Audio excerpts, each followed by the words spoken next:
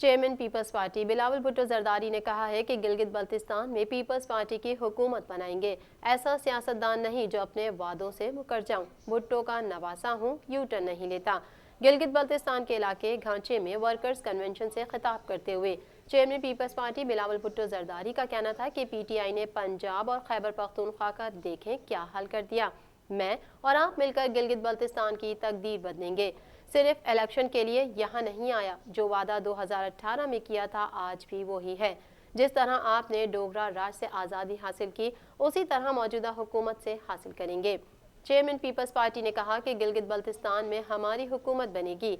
आपकी असेंबली जो करारदाद पास करेगी उसे कौमी असेंबली से पास कराएंगे।